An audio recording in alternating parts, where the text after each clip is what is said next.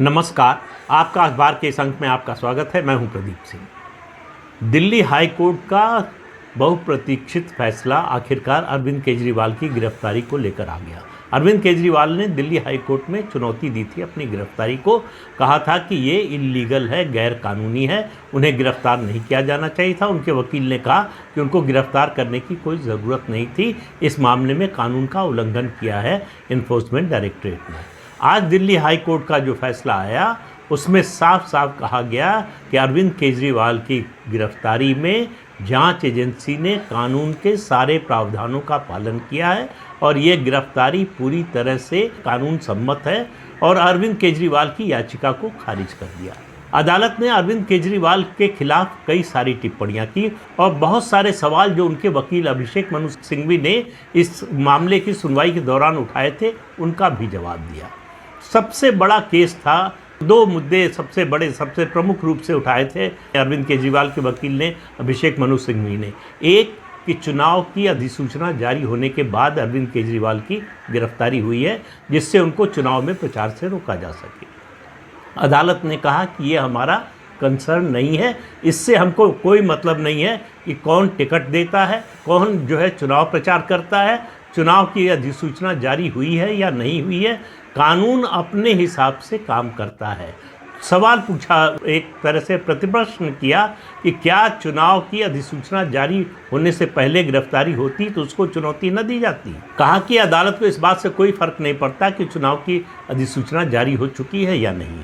एक गवाह को आंध्र प्रदेश में टिकट देने के मुद्दे पर अदालत ने कहा कि अदालत को इस बात से कोई कंसर्न नहीं है कि कौन किसको टिकट देता है, कौन किसको नहीं देता है। एक सवाल ये भी उठाया गया था कि जो लोग अप्रूवर बने उनमें से किसी एक की कंपनी ने भारतीय जनता पार्टी को इलेक्टोरल बॉन्ड के जरिए चंदा दिया, तो अदालत ने कहा यह भी हमारा कंसर्न नहीं है कि कौन किसको चंदा देता है।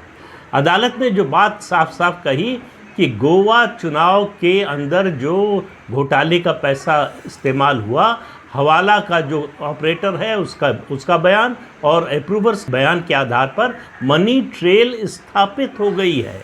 ईडी ने जो मनी ट्रेल स्थापित करने का बार बार सवाल उठाया जाता था, अदालत ने कहा, हाई कोर्ट ने कहा वो मनी ट्रेल स्थापित हो गई है। अरविंद केजरीवाल की दो तरह से जिम्मेदारी तय की। एक, मुख्यमंत्री होने के नाते वो पॉलिसी को प्रभावित करने बदलने की स्थिति में थे। दूसरा, आम आदमी पार्टी के कन्वीनर, नेशनल कन्वीनर होने के नाते पार्टी के फैसलों को प्रभावित करने की स्थिति में थे। और तो निजी आधार पर और आम आदमी पार्टी का कन्वीनर होने के नाते, दोनों के नाते उन पर आरोप जो है वो लगाए गए हैं और उसके लिए ईडी ने पर्याप्त सबूत जो है अदालत के सामने पेश किए गए हैं। एक बड़ा मुद्दा बनाया था, उसको कैंपेन का मुद्दा भी आम आदमी पार्टी बना रही थी। अभिषेक मनु सिंघवी ने अदालत में भी इस पर बड़ा जोर दिया था कि जो अप्रूवर बने हैं उनके बयान पर भरोसा नहीं किया जा सकता, उनका बयान जो है भरोसे के लायक नहीं है। ये अप्रूवर जो है दबाव में अप्रूवर बनाए गए हैं, इनका बयान पहले कुछ था, बाद में इन्होंने बयान बदल दिया। अदालत ने कहा कि अप्रूवर के बयान पर सवाल उठाना ये जांच एजेंसी पर सवाल नहीं है, ये अदालत पर सवाल उठाना है, क्योंकि जो अप्रूवर बनता है उसका बयान 164 के तहत मजिस्ट्रेट लेता है, वो न्यायिक प्रक्रिया का हिस्सा है।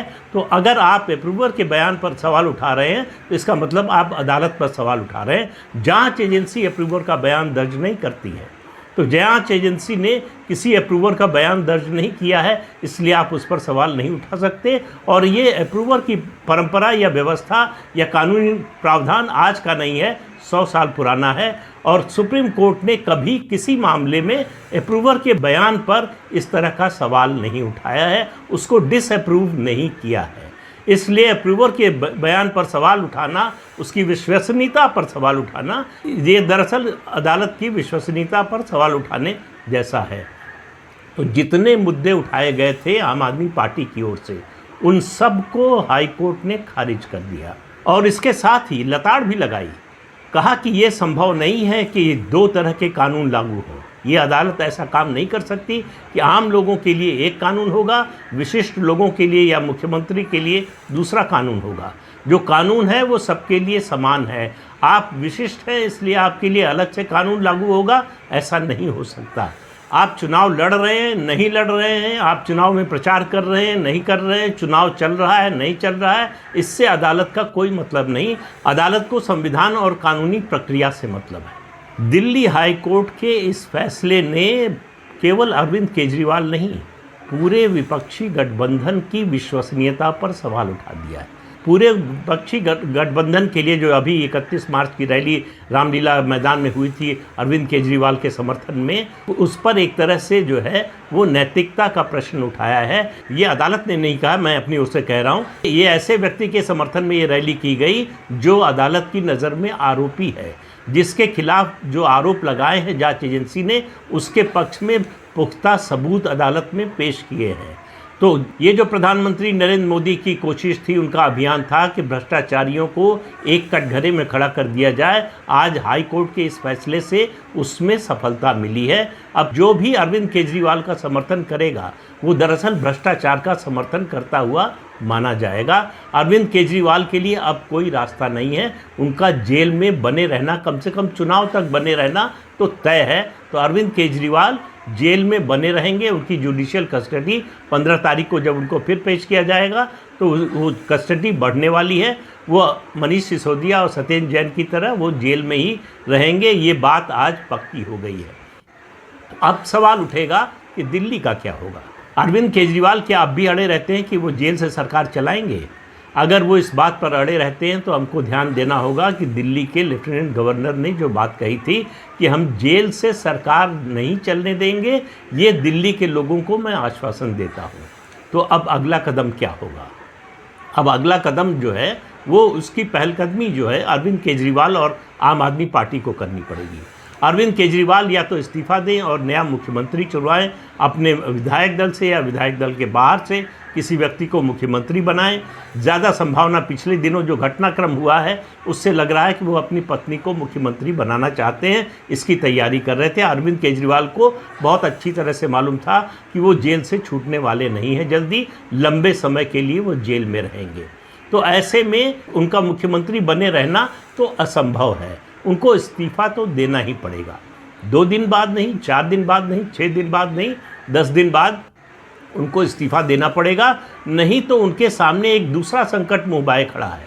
अगर वो इस्तीफ़ा नहीं देते हैं और इस बात पर अड़े रहते हैं कि वो जेल से सरकार चलाएंगे, जेल में रहकर मुख्यमंत्री बने रहेंगे, तो उनको ये समझना पड़ेगा कि एलजी के हाथ में 356 का अधिकार है, दिल्ली में राष्ट्रपति शासन लग सकता है और इसके लिए सिर्फ और सिर्फ अरविंद केजरीवाल जिम्मेदार होंगे।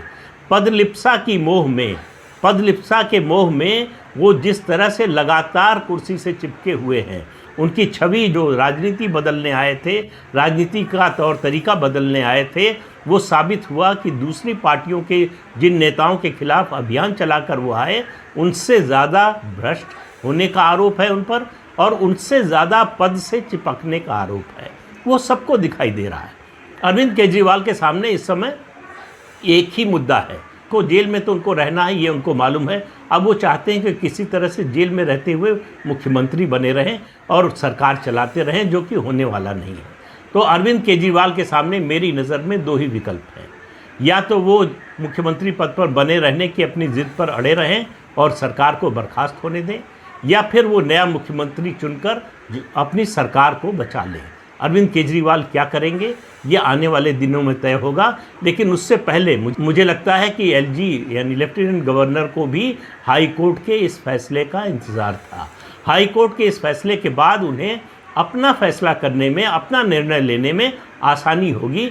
हाई कोर्ट ने ये भी कह दिया है कि वो किसी को नैतिकता का पाठ नहीं पढ़ाने जा रहे हैं, यानी संदर्भ था, इशारा था कि अरविंद केजरीवाल इस्तीफ़ा दें या न दें, ये उनकी नैतिकता का सवाल है, मॉरलिटी का सवाल है। इसके बारे में अदालत कोई निर्देश नहीं दे सकती। इससे संबंधित पहले भी 2-3 याचिकाएं अदालत और ख़ासतौर से दिल्ली हाई कोर्ट खारिज कर चुका है और बड़ी नाराज़गी भी जाहिर की है कि बार बार ऐसी याचिकाएं क्यों दाखिल की जा रही हैं। तो ये दिल्ली हाई कोर्ट के आज के फैसले से 2-3 बातें तय हो गई। एक, अरविंद केजरीवाल का इन्वॉल्वमेंट है दिल्ली शराब घोटाले में, और उनका इन्वॉल्वमेंट 2 तरह से है कि 2 भूमिकाएं हैं उनकी। एक, आम आदमी पार्टी का कन्वीनर होने के नाते और व्यक्तिगत रूप से। अदालत ने माना है कि जो जांच एजेंसी ने कहा कि इस घोटाले की अरविंद केजरीवाल को जानकारी थी, वो इसमें रिश्वत का पैसा आ रहा है इसकी जानकारी थी, हवाला ऑपरेटर्स का जो बयान है उससे साबित होता है कि उनको सब कुछ मालूम था और उसमें वो शामिल थे। ये बड़ी बात अदालत ने कही है कि अरविंद केजरीवाल इस पूरे घोटाले की उनको जानकारी थी और वो इसमें शामिल थे। ये प्रथम दृष्टया दिखाई दे रहा है।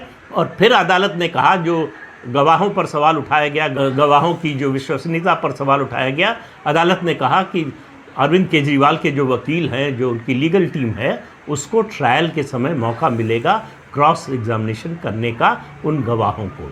लेकिन ईडी ने वो गवाह जिनके जो अप्रूवर बने हैं, उन्होंने पहले बयान जो दिया था उसके बाद जो बयान बदला, वो क्यों बदला, किन परिस्थितियों में बदला, उसके पक्ष में क्या प्रमाण है, क्या डॉक्यूमेंट्री एविडेंस है, ये सब भी अदालत में पेश किया है इन्फोर्समेंट डायरेक्टरेट ने।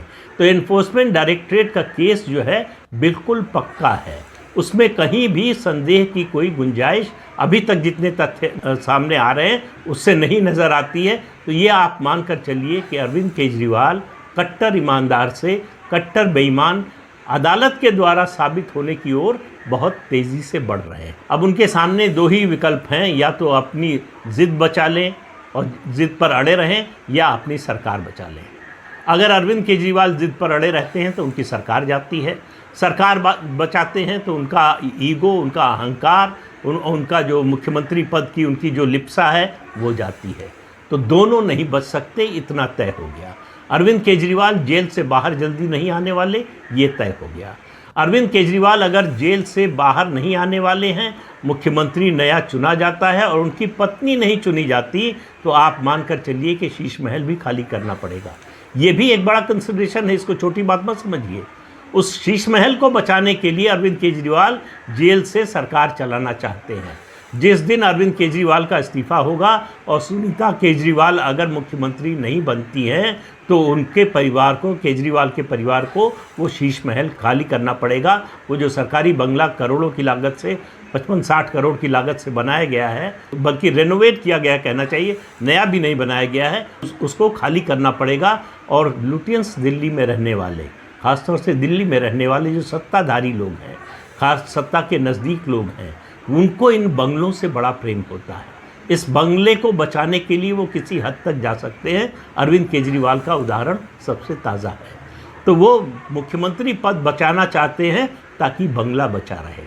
तो अब ऐसा लग रहा है कि न मुख्यमंत्री पद बचेगा और न बंगला बचेगा। ये आम आदमी पार्टी पर निर्भर करता है कि वो सुनीता केजरीवाल को वैकल्पिक नेता के रूप में चुनते हैं या नहीं।